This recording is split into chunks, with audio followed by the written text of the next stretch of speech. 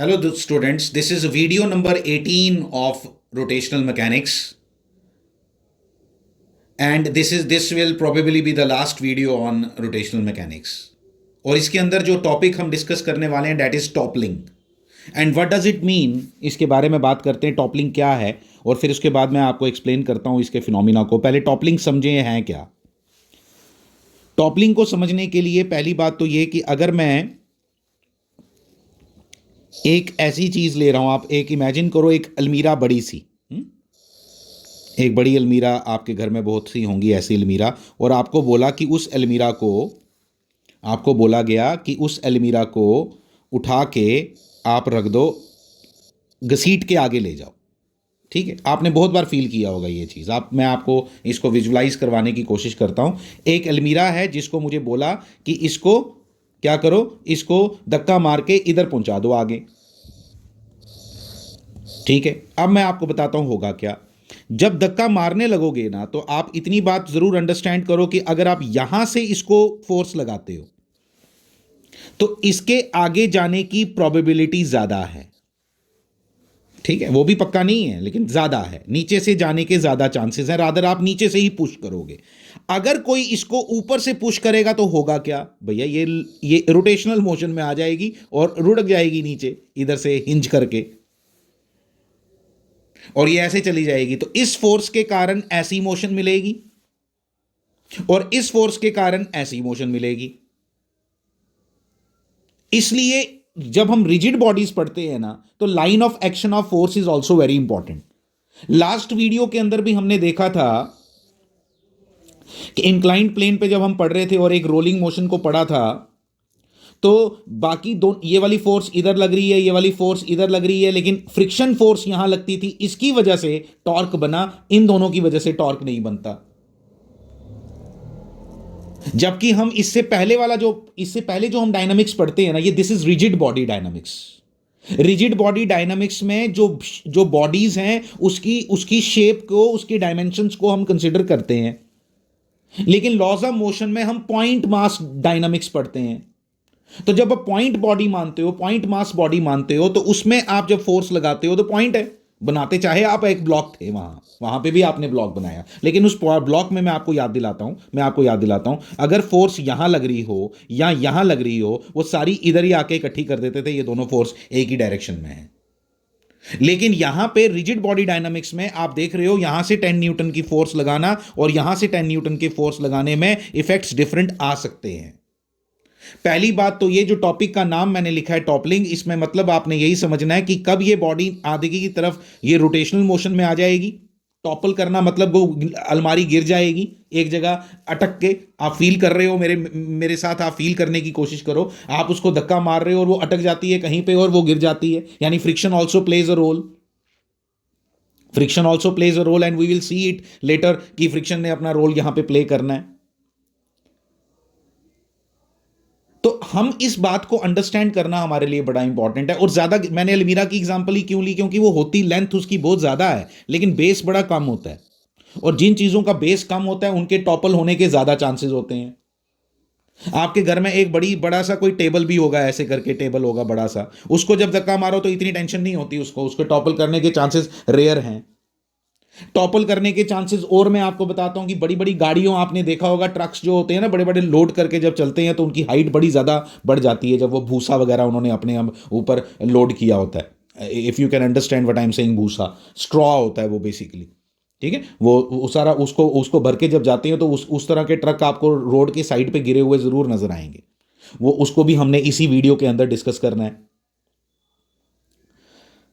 जब वो curved path पे चलते हैं। जबकि हमने motion of a vehicle on a curved track discuss किया हुआ है, लेकिन तब भी हमने जो व्हीकल को माना था वो एक पॉइंट मास ही माना था। हमने कोई उसके डायमेंशंस को कंसिडर नहीं किया था, ऊंची गाड़ी छोटी गाड़ी ऐसी कोई बात नहीं की थी। लेकिन यहाँ पे जब हम बात करेंगे तो हम पॉइंट मास से उठ के उसके डायमेंशंस को लेके भी डिस्कस करेंगे। स्पोर्ट्स गाड़ियाँ जितनी भी आपने देखी होंगी वो सब ज़मीन के साथ चिपकी हुई ज़्यादा रहती हैं, ऊंची कम रहती हैं।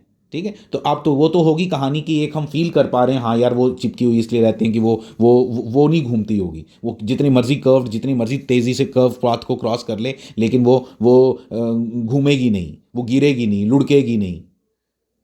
ठीक है, तो इसलिए इन सब बातों को अंडरस्टैंड करने के लिए ये वाला टॉपिक है हमारा जिसका नाम है टॉपलिंग। ठीक है, toppling of the rigid bodies. तो toppling of the rigid bodies को और ज़्यादा अच्छे से अंडरस्टैंड करने के लिए मैं एक और बात आपको बताना चाहूँगा कि इसके लिए कॉन्सेप्ट क्या है। ये जो लाइन मैंने यहाँ लिखी थी इसका क्या मीनिंग है, इसको ज़रा समझते हैं। इस लाइन के अंदर इसका मीनिंग क्या है। इसमें इसका मीनिंग ये है कि अगर मैं एक बॉडी ले रहा हूँ,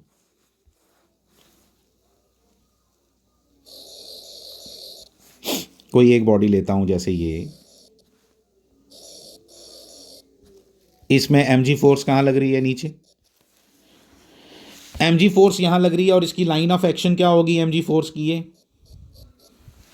mg फोर्स की लाइन ऑफ एक्शन ये हो गई। ठीक है, हमें ये भी समझ आ गया। ठीक है जी, अब मैं एक और बॉडी लेता हूँ विद अ ब्रॉडर बेस, इसका भी यहाँ पे सेंटर ऑफ मास से यहाँ की तरफ नीचे की तरफ आपकी फोर्स mg लग रही है, यहाँ पे भी mg लगाई, इसकी लाइन ऑफ एक्शन क्या हुई ये। ठीक है, आप समझते जाना जरा। अब मैं क्या कर रहा हूँ, आप जरा ध्यान देना। अब मैं इसी बॉडी को थोड़ा धक्का मारा मैंने ऊपर से, ठीक है, और ये बॉडी इस पोजीशन में आ गई।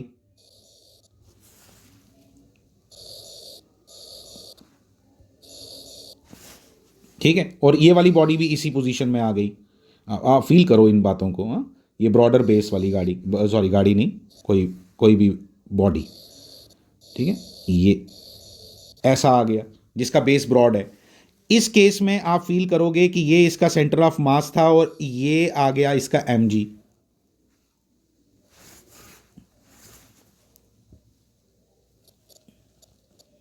ये आ गया mg। इस केस में इधर आया और ये आ गया इसका mg। सीधा नहीं बना रहा मैं,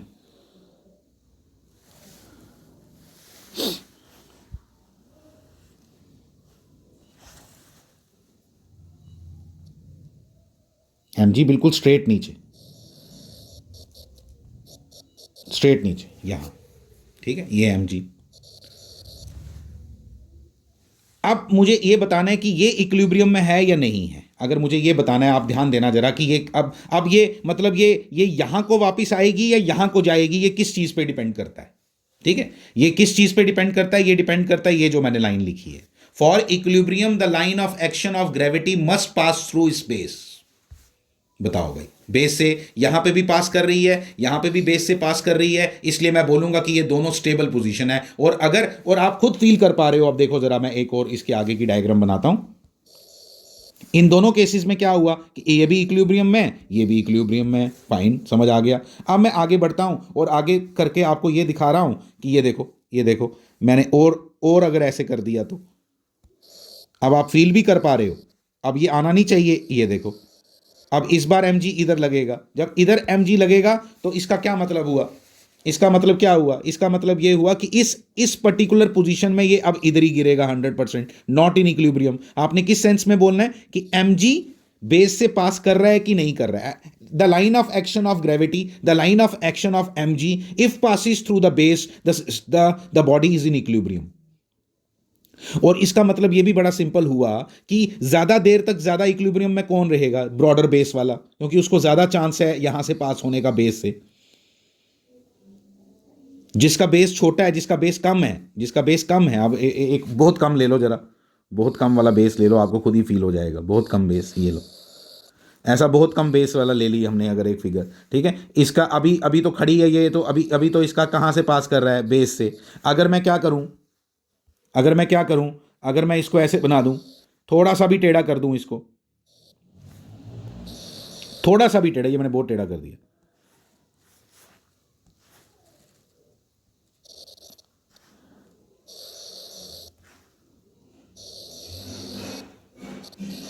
ऐसा, ये इसका mg, ये लो भाई। थोड़ा सा भी टेढ़ा करने पे, थोड़ा सा भी टेढ़ा करने, अगर यही इसका बेस बड़ा होता, यही अगर इसका बेस बड़ा होता, देखो देखो देखो जरा फील करो, इतना ही एंगल बनाता हूं जरा, जितना काम बनाया था ना, लेकिन बेस जरा मैंने थोड़ा ज्यादा बड़ा कर दिया। तो जो इसका mg है, जो इसका mg है सेंटर ऑफ मास से, देखो अब इन दोनों का कंपैरिजन करो। इधर कहां चला गया, इस छोटे से 10 डिग्री के एंगल पे, यहां पे भी ये 10 डिग्री का एंगल है, दोनों का एंगल बराबर है 10 डिग्री का, लेकिन इसका mg अभी भी कहां से पास कर रहा है, इसके बेस से। इसका mg इसके बेस से पास नहीं कर रहा, कारण तुम्हें बड़ा सिंपल मालूम है, इसमें सिर्फ इसका छोटा बेस होने की वजह से। और वैसे भी तुम्हें मालूम है, वैसे भी डे टू डे लाइफ में मालूम है कि ऐसी चीजों के टॉपल होने के चांसेस ज्यादा है, ऐसी चीजों के टॉपल होने के चांसेस बहुत कम है।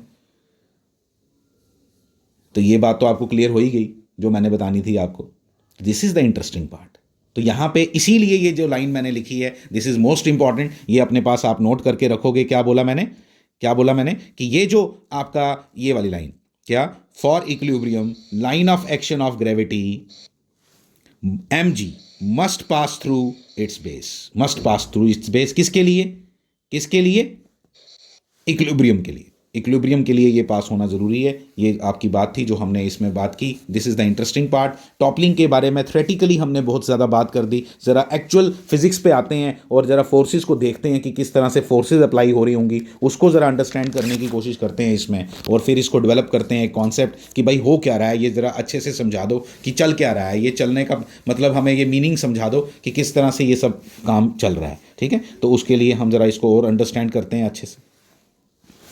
इस डायग्राम को देखेंगे आप। ठीक है, ये आपके एक ब्लॉक है जिसके ऊपर एक फोर्स, ये अप्लाइड फोर्स है जो मैंने लगाई है। ये this is the applied force है। mg मैंने ऐसे लगाया, नीचे आपको समझ आ गया। नॉर्मल रिएक्शन यहाँ लगाया। एक बात हम यहाँ आज पहली बार सीखने वाले हैं, mg हमेशा सेंटर ऑफ मास से पास करता है, बट ये कंपल्शन n के लिए नहीं होती। ये आपको आज क्लियर होगा इस डायग्राम के थ्रू। मतलब mg जरूरी है कि 100% है कि वो सेंटर ऑफ मास से ही पास करेगा, लेकिन n वहां से पास करेगा ये कंपल्शन नहीं है। आप बोलोगे आज तक तो आपने वहीं से किया, आज तक हमने पॉइंट मास ही मानते थे हमेशा। अब यहां पे हमें पता चलेगा कि वो किस तरह से ये चलेगा। आप इस बात को जरा अंडरस्टैंड करना। ये एक इसी तरह का अलमीरा टाइप स्ट्रक्चर है जिसपे आप अप्लाइड फोर्स F लगा रहे हो। इसको कहां से खींच रहे हो आप? इसको कहां से खींच रहे हो आप? इसको खींच रहे हो आप F से खींच रहे हो। ठीक है, F से खींच रहे हो। तो F से जब आप इसको खींचोगे, F से जब इसको खींचोगे तो ये अल्टीमेटली हमने क्या बोला कि ये बॉडी चल नहीं रही है आगे। This is not moving forward. ठीक है, मूविंग फॉरवर्ड नहीं है, स्कीडिंग बिल्कुल भी नहीं है, यानी कि स्टैटिक फ्रिक्शन पिक्चर में आएगी, काइनेटिक फ्रिक्शन पिक्चर में नहीं आ रही। मतलब ये बॉडी चल नहीं रही है। ठीक है, तो दैट मीन्स कि it must be in equilibrium. For it to be in equilibrium, ध्यान से सुनना, for this to be in equilibrium. ठीक है, अभी ये बॉडी इक्विलिब्रियम में है, ये मुझे मालूम है। अब ये इक्विलिब्रियम में है, ये मुझे मालूम है। आप लेकिन अगर अच्छे से अंडरस्टैंड करो और आप क्या करो, अगर इसके किसकी फाइंड करो। ठीक है, हमें दिखाई दे रहा है कि यार इक्विलिब्रियम के लिए क्या कंडीशन बन रही है आपकी, F must be equal to क्या, Fs। नहीं चलेगा। ठीक है, नेट फोर्स 0 होगी इस डायरेक्शन में। mg must be equal to क्या, n। ये भी दिख गया मुझे। लेकिन एक बड़ी इंटरेस्टिंग बात और मुझे यहां देखनी है, वो ये कि टॉर्क की बात करो जरा, जो अभी तक बात नहीं करते थे हम लोग। जब पॉइंट मास होता है वहां टॉर्क की बात की ही नहीं जा सकती। तो टॉर्क की अगर मैं टॉर्क की बात करूं तो आप ध्यान देना, अगर इसका बेस a है, ये हमने भी बात नहीं की, let this base be a। वैसे ज़रूरत नहीं है उस a के बनाने की, छोड़ो, अभी ये नहीं चाहिए हमें, अभी नहीं चाहिए। ठीक है, अभी छोड़ दो। अब देखो मैं क्या बता रहा हूं, इस फोर्स की वजह से जो टॉर्क लगेगा, आप पता क्या करा करो जब भी टॉर्क फाइंड करना होता है। इजी मेथड, एक तो डॉट और क्रॉस वाला मेथड तो है ही है, एक आप सिंपल मेथड बताता हूं। यहां पे अपनी फिंगर रख लो। ठीक है, और नहीं, आप ऐसा सोचो कि ये वाली फोर्स इसको कैसे घुमाएगी, ये वाली फोर्स जो है वो इसको कैसे घुमाएगी। मैं बना रहा हूं, आप समझना प्लीज। देखिए, ये तो मैंने दो इक्वेशंस लिख दी, किसकी, लीनियर मोशन की। रोटेशनल मोशन इसके अंदर अगर नहीं हो रही है, हमें मालूम है, it is given in the question कि ये रोटेशनली भी इक्विलिब्रियम में है और ट्रांसलेशनल मोशन भी इक्विलिब्रियम में है। ना तो ये बॉडी आगे बढ़ रही है और ना ही रोटेट कर रही है। ना तो ये बॉडी आगे बढ़ रही है, ना तो रोटेट कर रही है। और अगर ये ना तो आगे बढ़ रही है और ना रोटेट कर रही है, तो इसका मतलब ये हुआ कि जो इसका टॉर्क है, और दो फोर्सेज है यहां पे। ठीक है, ये दोनों तो सेंटर ऑफ मास से पास कर रही हैं। ठीक है, इनका तो छोड़ दो। ठीक है, जो इसका टॉर्क है और जो इसका टॉर्क है, इन दोनों का टॉर्क एक दूसरे को क्या कर रहा है, कैंसिल कर रहा होगा। लेकिन टू आवर सरप्राइज, अगर हम देखें ध्यान से, तो ये वाली फोर्स, सिर्फ इसको कंसिडर करो, तो इसकी वजह से जो टॉर्क प्रोड्यूस होगा, क्या ऐसे क्लॉकवाइज डायरेक्शन में होगा? क्या वो इस अलमीरा को ऐसे गिराना चाहता है? बिल्कुल। और ये वाला, ये भी ऐसे ही घुमा रहा है। इसको फील करना पड़ेगा। आप इसको इसको हिंज्ड मान लो ना, यहाँ से मान लो इसको हिंज्ड है ये, और ये इसको कैसे घुमाएगा, ये इधर की तरफ घुमाएगा, ये कैसे घुमाएगा, ये इधर की तरफ घुमाएगा। जब ये ऐसा होगा दैट मींस कि ये तो दोनों एक दूसरे को फेवर कर रहे हैं, यानी कि कोई और फोर्स ऐसी है जो इनको काउंटर कर रही है ये, क्योंकि ये तो गिवन है क्वेश्चन के अंदर कि भाई ये ऐसा ये घूम नहीं रही है। और ऐसे हमने बहुत बार देखा, ऐसे बड़ा सा बॉक्स है कोई जिसको तुम धक्का लगा रहे हो, ना तो वो चल रहा है ना तो वो चल रहा है, ये भी मैं बोल रहा हूं कि नहीं चल रहा है, तो बिल्कुल नहीं चल रहा, और साइमल्टेनियसली वो घूम भी नहीं रहा है। बिल्कुल पॉसिबल है, ऐसा तो जरूरी नहीं है कि कोई चीज़ चल नहीं रही हो तो वो घूमेगी घूमेगी, यानी टॉपल करेगी। तो ना तो ये टॉपल कर रहा है ना तो ये आगे बढ़ रहा है, तो अगर ये गिवन है तो इसका मतलब कुछ तो ऐसा, कुछ तो अलग हो रहा है। वो अलग क्या होता है वो हमने समझना है। वो अलग ये होता है, ध्यान देना प्लीज, वो अलग ये होता है कि ये जो आपकी नॉर्मल रिएक्शन है वो एक्चुअली यहां नहीं होती। यही बात आपने समझनी है, यहां पे एक्चुअली यहां नहीं लगती, वो अपने आप को शिफ्ट कर लेती है। जब इसने अभी, मतलब मैंने क्या बोला, अभी आप फोर्स लगा रहे हो, ठीक है, फोर्स लगा रहे हो, और अल्टीमेटली वो अपने आप को यहां की तरफ शिफ्ट कर, फोर्स की तरफ ही शिफ्ट कर लेती है। इस तरह से मैं बताऊंगा अभी, इस तरह से क्या होगा कि उसकी वजह से जो टॉर्क बनेगा, उसकी वजह से जो टॉर्क बनेगा, आप सेंटर ऑफ मास के अबाउट देखना है, हमेशा सेंटर ऑफ मास के अबाउट देखना है। तो सेंटर ऑफ मास के अबाउट जो टॉर्क बनेगा वो कैंसिल कर रहा है इसको। आप बड़ा ध्यान से इसको देखो मैंने नॉर्मल रिएक्शन कहां बनाई, और ये डिस्टेंस कितना माना, लेट इट बी एक्स। कहां शिफ्ट कर लिया इसने अपने आप को, एक्स के अबाउट। और अब इसको पकड़ के रखो, सेंटर को इसको पकड़ के रखो, और इस नॉर्मल रिएक्शन के कारण जो टॉर्क बना वो ऐसा है या नहीं है, बिल्कुल ऐसा है। सेंटर मास के अबाउट देखना है आपने, ये इसके अबाउट नहीं देखना, इसके अबाउट देखना। तो क्या इसका टॉर्क उल्टा है या नहीं है, जल्दी बताओ। इसका टॉर्क उल्टा, इसका मतलब एन की वजह से जो टॉर्क बन रहा है, इसका मतलब यह हुआ कि एन की वजह से जो टॉर्क बन रहा है वो क्या, एन की वजह से जो टॉर्क बन रहा है वो उल्टा है इन दोनों के टॉर्क से, और इसका मतलब ये एक दूसरे को क्या कर रहे हैं, कैंसिल कर रहे हैं। ठीक है, और ये एन क्या करता है, एन अपनी पोजीशन को शिफ्ट कर लेता है, वो सेंटर ऑफ मास पे नहीं रहता। और इसकी वजह से हम क्या लिखेंगे, इसकी वजह से हम क्या लिखेंगे, अब हम लोग क्या करेंगे, ध्यान देना। अब जब हमें मालूम है कि ये इक्विलिब्रियम में है, हमें एक्स की वैल्यू फाइंड करनी है, और एक्स की वैल्यू फाइंड करने के लिए हम लोग क्या करेंगे, ये जो पॉइंट आपका पी है इसके अबाउट टॉर्क की इक्वेशन लिखेंगे। टॉर्क, चार फोर्सेस यहां इन्वॉल्व हैं, जिसमें से पी पॉइंट के अबाउट लेने के कारण ये एफ एस भी हमारा जीरो हो गया, एफ एस के कारण टॉर्क जीरो हो गया, एफ एस नहीं जीरो हो गया, क्योंकि ये जो जिस पॉइंट से अगर फोर्स पास कर रही हो, जिस पॉइंट के अबाउट अगर आपने क्या निकालना हो, टॉर्क निकालना हो, अगर उसी पॉइंट से वो पास कर रही हो फोर्स, तो आपका अल्टीमेटली आपका जो टॉर्क है due to that force is equal to क्या हो जाएगा, zero.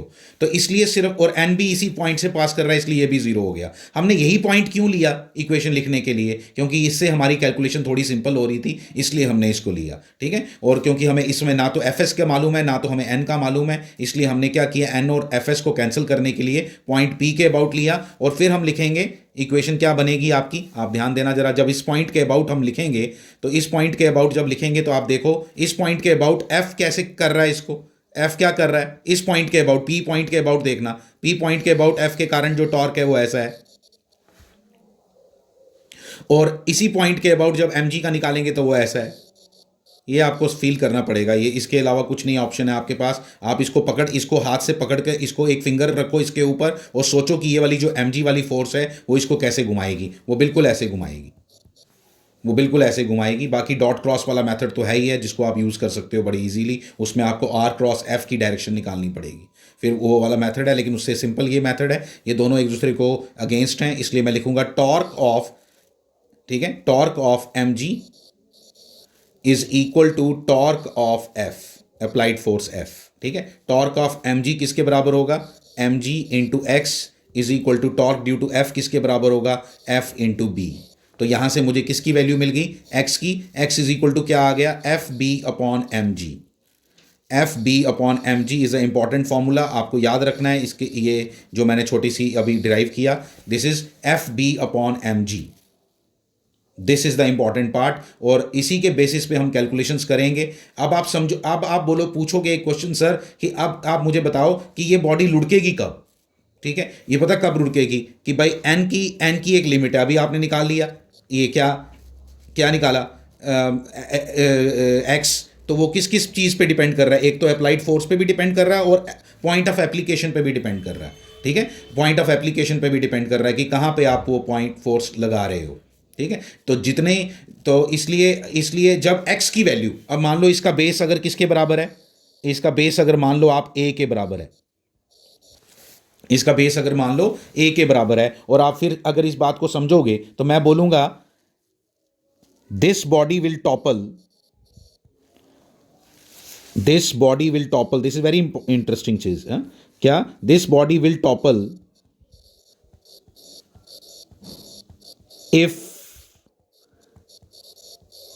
if the value of x, if the value of x comes out to be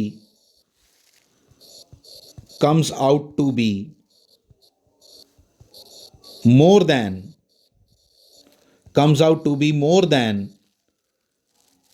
a से अगर ज्यादा आएगी तो अब कहां जाएगा, अब कर ली भाई आपने फोर्स बढ़ा दी, चलो ऐसा कर लेते हैं, आपने फोर्स बढ़ा दी, एक्स और शिफ्ट कर गया, एन और इधर चला गया, आपने और फोर्स बढ़ा दी, एन और इधर चला गया। ठीक है, कितना हो गया, a/2 लिखो भाई, a नहीं लिखो, a/2 लिखो।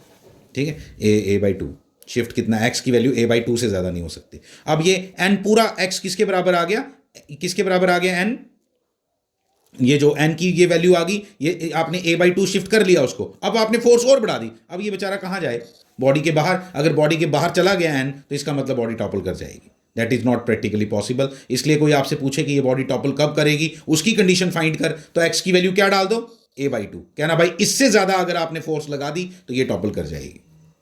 ये बात आपने इसके अंदर अंडरस्टैंड की, ये टॉपलिंग आपको अंडरस्टैंड करवाई मैंने इस वीडियो के अंदर अभी तक, और अब हम थोड़े से इसके ऊपर और भी बात कर सकते हैं। आप देखो ध्यान से, मैं आपको बताता हूँ क्या, आप फील करके करो इसको अंडरस्टैंड करो कि क्या क्या चल रहा है इसके अंदर, उसको समझते हैं ज़रा और अच्छे से। ठीक है, अब देखो नेक्स्ट क्वेश्चन मैं इस तरह का बनाता हूँ, नेक्स्ट क्वेश्चन इस तरह का बनाते हैं, ये एक इंक्लाइंड प्लेन लेते हैं, एक इंक्लाइंड प्लेन लेते हैं, उसके ऊपर एक ऐसा रखते हैं। ठीक है, अब आप बताओ इसमें, इस केस में क्या होगा, इस केस में आपने समझना है, इस केस में आपको सिर्फ बोला कि बताओ नॉर्मल किस तरफ शिफ्ट होगा, तो नॉर्मल किस तरफ शिफ्ट होता है, जहां अप्लाइड फोर्स होती है। इसमें अप्लाइड फोर्स कहां है, इसकी अप्लाइड फोर्स यही है, mg sin थीटा। इसकी अप्लाइड फोर्स ये होती है जिसकी वजह से ये नीचे जा रहा है, तो इसकी अप्लाइड फोर्स क्या है, mg sin थीटा, ये आ गया mg cos थीटा, ये आपको ये भी मालूम है। आपका जो नॉर्मल है वो आप कहां बनाते थे हमेशा, यहां, लेकिन वो पॉइंट मासेस के लिए। अगर ये बॉडी टॉपल नहीं कर रही, अगर ये बॉडी टॉपल नहीं कर रही तो इसका नॉर्मल यहां नहीं आएगा, इसका नॉर्मल यहां नहीं आएगा, इसका नॉर्मल कहां आएगा, इसका नॉर्मल शिफ्ट कर जाएगा, इसका नॉर्मल शिफ्ट कर जाएगा। और फिर मैंने आपको बताया इसका नॉर्मल कितना शिफ्ट कर जाएगा, यहां से यहां x शिफ्ट कर जाएगा। अगर x ज्यादा हुआ किससे, बेस के हाफ से, तो ये बॉडी टॉपल कर जाएगी। इसीलिए आप किसी इंक्लाइंड प्लेन पे अगर आप इस तरह की बॉडी रख दो जिसके अंदर नॉर्मल के शिफ्ट होने के चांसेस बड़े कम हैं, जिसके अंदर है ही नहीं, वैल्यू कुछ ही नहीं है, ये बड़ा बड़ा छोटा बेस है इसका, तो इधर आपका mg लगेगा, इधर आपका mg sin थीटा लगेगा। तो जो mg sin थीटा है, अगर इसकी वैल्यू काफ़ी ज़्यादा हुई तो अल्टीमेटली बट कुछ नहीं, आपका यहाँ पे x की वैल्यू क्या डालोगे, आप यहाँ पे x की वैल्यू fb था ना, fb की जगह क्या डालोगे, ये है आपका कौन, ये आपका क्या, यहाँ पे ये है आपका b किसके बराबर है, इसकी हाइट का आधा, इसकी हाइट का आधा, तो इसलिए फॉर्मूला क्या बन गया, mg sin थीटा, थीटा क्या होता है, कितनी इंक्लिनेशन है, mg sin theta into b/2 into h/2 लिखो, इंटू h/2 लिखना है हमने। ठीक है, इंटू h/2, h मतलब इसकी हाइट, ठीक है, अपॉन mg।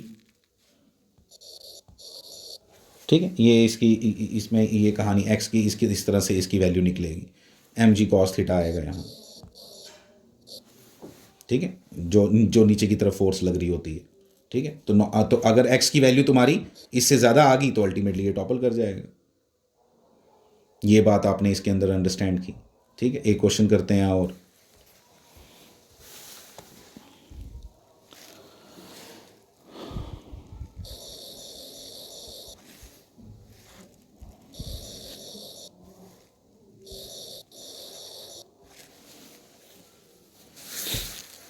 एक क्वेश्चन करते हैं इसी तरह का। ए एम जी तो हम खुद बनाते हैं, ये कोई एग्जामिनर नहीं देगा आपको। हमें हमें बोला है कि जो एफ़ लगी है ना वो कितनी है, 2 mg/3। ये बोला गया कितना है, 2 mg/3। ये है आपका a/2, कितना है, a/2। And what is this, this is a cube of side A, cube of side A, cube of side A. ठीक है, तो find the value of X, find the value of X. आपको मालूम है x क्या होता है, x का मतलब है, एक्स का मालूम है, find the distance, the distance by which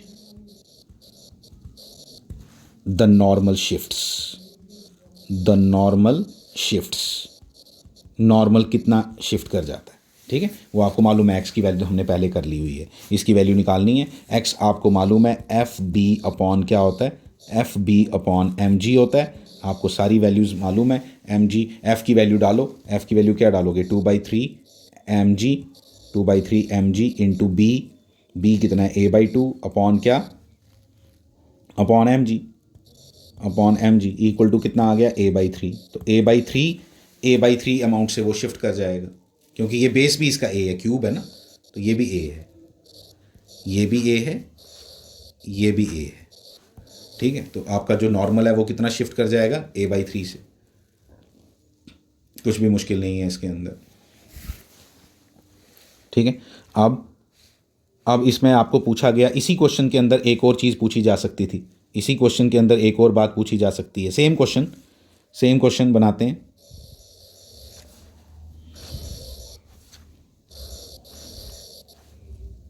ठीक है, सेम क्वेश्चन बनाते हैं, और इसके अंदर क्या बोला आपको, इसके अंदर बोला है अभी आपको फाइंड एफ, सेम क्वेश्चन। अब एफ नहीं दिया हुआ, लेकिन ये दिया हुआ है कि एफ तुम लगा कहाँ रहे हो, ये दिया है a/2 पे लगा रहे हो। ठीक है, वही क्यूब है। ठीक है, a/2 पे लगा रहे हो, तुम्हें फाइंड करना है कि अब find f when body just begin to topple, just begin to topple. ठीक है, जस्ट बिगिन टू टॉपल जब आपने निकालना है, उसके लिए आपको क्या करना है भाई, कुछ है ही नहीं है। एक्स इक्वल टू, आप ये वाला फॉर्मूला एफ बी अपॉन क्या है, एम जी, मैं क्या चेंज कर रहा हूँ, एक्स की जगह क्या लिखूंगा, a/2। भाई इसकी, ये इधर से लेके इधर तक ही शिफ्ट कर सकता है ना, नॉर्मल, नॉर्मल ज़्यादा से ज़्यादा यहाँ आ सकता है, और कहाँ जाए बेचारा, इससे ज़्यादा आगे तो जा नहीं सकता, बॉडी के बाहर तो ना जाएगा। ठीक है, तो इसलिए a/2 इसकी वैल्यू होगी मैक्सिमम। एफ आपको निकालना है, बी आपको दिया है, एम जी ये लो। ठीक है, a/2 कैंसिल हो गया, F is equal to M G आ गया। बाई चांस अगर इसके बराबर लगाओगे तो अल्टीमेटली नहीं करेगा। ठीक है, तो ये इसकी कहानी है जो जो हमने इसमें पढ़ना था। ठीक है, फिर उसके बाद आ गया, इसके बाद एक और बात हम इसी क्वेश्चन के अंदर एक और बात करेंगे, इसी क्वेश्चन, सेम क्वेश्चन के अंदर नेक्स्ट क्वेश्चन है अभी आपका, find mu minimum, find mu minimum. अब म्यू कहाँ से आ गया, म्यू तो किसी फॉर्मूले में था नहीं। Find mu minimum such that body does not slip, slip ना करे, मतलब स्लाइड ना करे, रोटेट कर जाए, स्लाइड ना करे। ठीक है, तो आपको मालूम है क्या, और इस बार भी आपका जो क्वेश्चन है ना, क्वेश्चन की डायग्राम ये है, क्वेश्चन की डायग्राम आपको दिखा देता हूँ। क्वेश्चन की डायग्राम यही है कि जो आप फोर्स लगा रहे हो वो कितनी है, 2/3 mg ही है।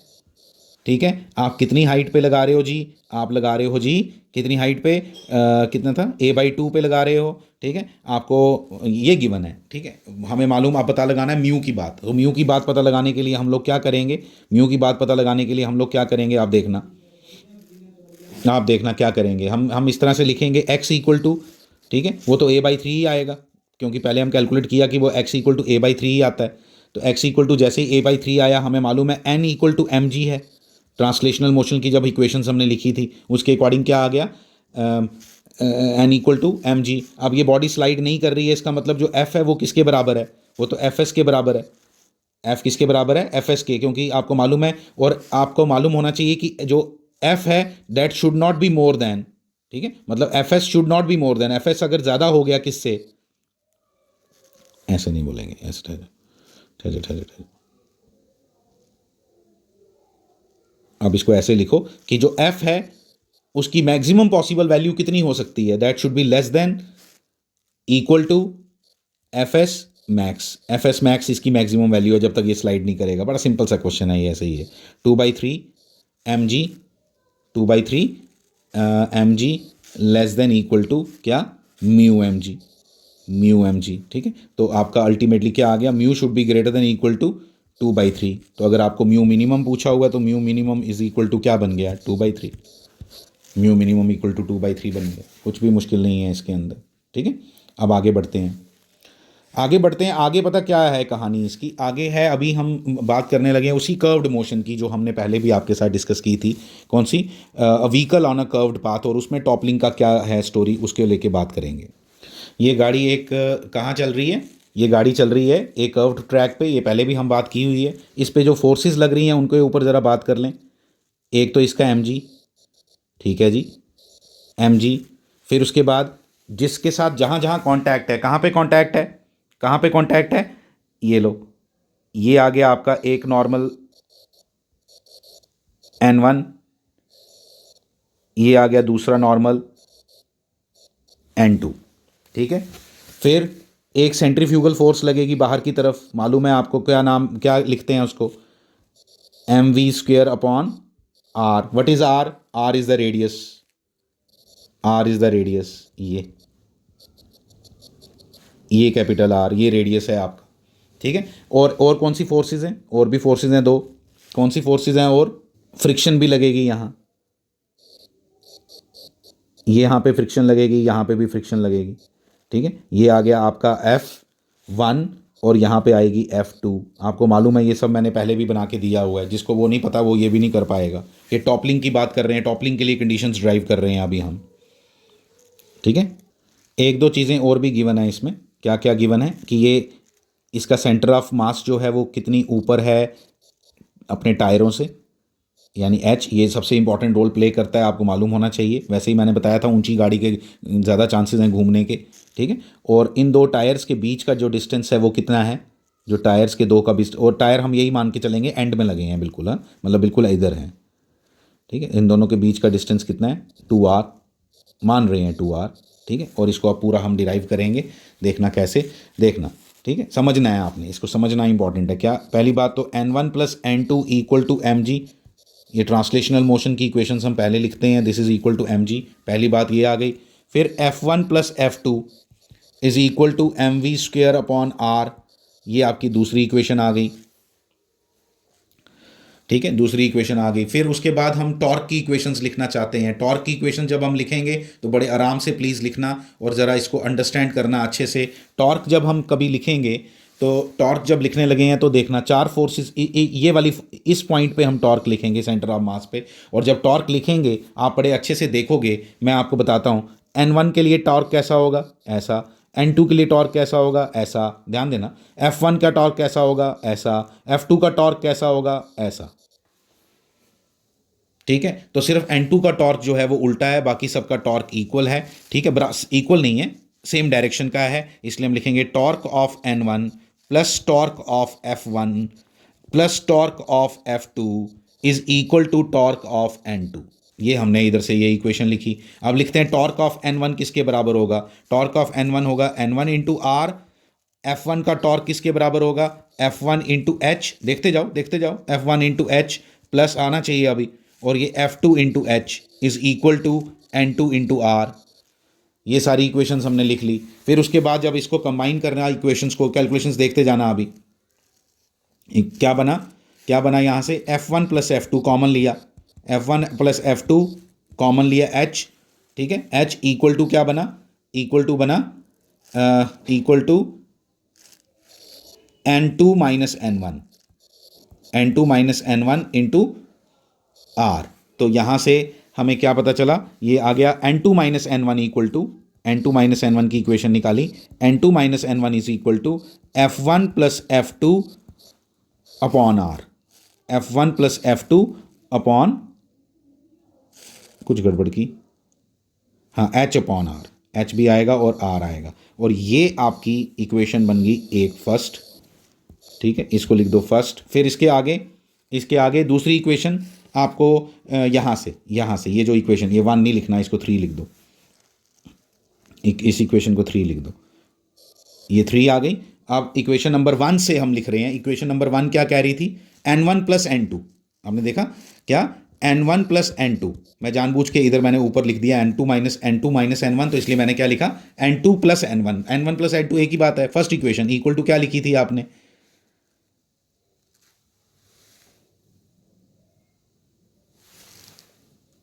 एक छोटी सी एक मैंने क्या किया यहाँ पे, इस ये इंपॉर्टेंट नहीं है इक्वेशन, ये इंपॉर्टेंट नहीं है इक्वेशन, इसको मैं गायब करूँ पहले, यहाँ से डब्बा नहीं बनाने की ज़रूरत है, इसको नंबर लिख दिया आपने ठीक है, बट डब्बा बनाने की ज़रूरत नहीं, ये नहीं है इंपॉर्टेंट, इसको नंबर 3 भी नहीं डालूंगा।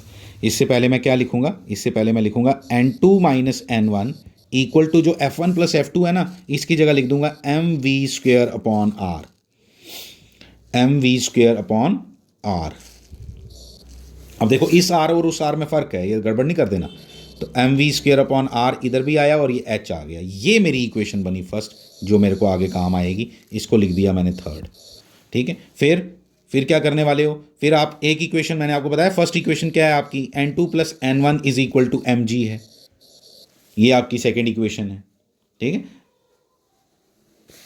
बिल्कुल बिल्कुल, n2 plus n1 equal to ये है, तो ये आपकी आ गई फोर्थ इक्वेशन, ये भी आपके लिए, ये दो इक्वेशंस, इन दोनों को ऐड करो, when you will add them what will you find, क्या क्या बना, जब इनको ऐड किया आपने n1 कैंसिल हो गया, तो n2 इक्वल टू क्या आ गया, n2 इक्वल टू आ गया, देखो मैं लिखता हूं आपको समझ आ जाएगा, मैंने इनको ऐड किया इक्वेशंस को, तो आएगा mg अपॉन 2, ध्यान देना, mg upon 2 plus mv² upon h upon 2r, ये बनी n2 की वैल्यू, और n1 की वैल्यू क्या बनी, n1 की वैल्यू बनी, ध्यान देना मैं एक इंपॉर्टेंट बात बताने वाला हूं, mg अपॉन 2, अच्छे से करना आप, minus mv² h upon 2r, क्योंकि n1 प्लस n2 किसके बराबर आना चाहिए, mg के, ऐड करो दोनों को, आपका रिजल्ट आ रहा है।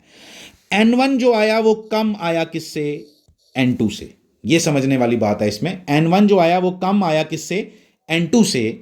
कम आने का मतलब हुआ कि सबसे ज्यादा चांसेस किसके हैं उठने के, आप ध्यान देना अभी, अगर गाड़ी इधर ऐसे घूम रही हो तो गाड़ी उधर की तरफ टॉपल करने के ज्यादा चांसेस होते हैं, ये प्लीज इतनी बात समझ लेना।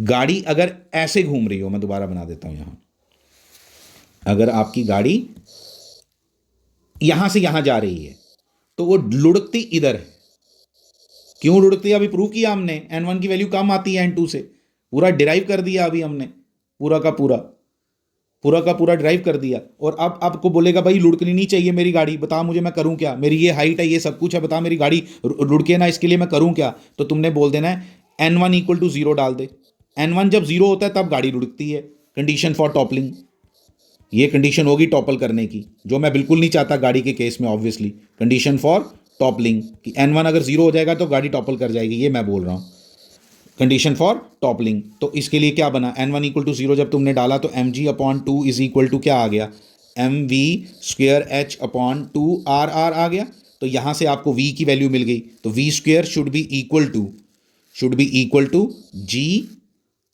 r upon h, should be equal to नहीं, शुड बी लेस देन, लेकिन ये मैंने लिखा ना क्या, ये तो लिमिटिंग वैल्यू निकाल रहे हैं, this is the limiting value, तो सो मैं क्या लिखूंगा, लिमिटिंग वैल्यू ऑफ, इसको रेड से लिखते हैं, खतरे वाली बात है इसलिए इसको रेड से लिखना अच्छी बात है, क्या कि क्या लिखूंगा मैं, v less than equal to under root g h, equal to भी नहीं डालना चाहिए, रादर इक्वल टू भी नहीं डालना चाहिए, ठीक है, should be less than this to avoid toppling. जिसकी हाइट ज्यादा होगी गाड़ी की, स्पीड कम रख ले भाई, सामने दिखाई दे रहा है, ठीक है, तो सामने दिखाई दे रहा है, और भी फैक्टर्स जो हैं इसके अंदर, ये सब डेरिवेशन आपकी इंपॉर्टेंट है, अच्छे से इसको सीखो, टू अवॉइड टॉपलिंग। ये और कोई बोले ऐसे लिमिटिंग वैल्यू क्या आई, इस लैंग्वेज में भी कई बार बात की जाती है, लिमिटिंग वैल्यू यही बात होती है, limiting value of v is under root, यही वाला under root GR upon h, ये सारी इसकी स्टोरी है, इसको बड़े अच्छे से सीख लो, ये जो हमने सब लिखा ये अच्छे से आपको सब आना चाहिए, एक एक चीज़ टॉपलिंग के बारे में मैंने आपको कंप्लीट कर दी है, तो ये आपका लेक्चर है जो आपको अच्छे से समझ आना चाहिए। Thank you very much.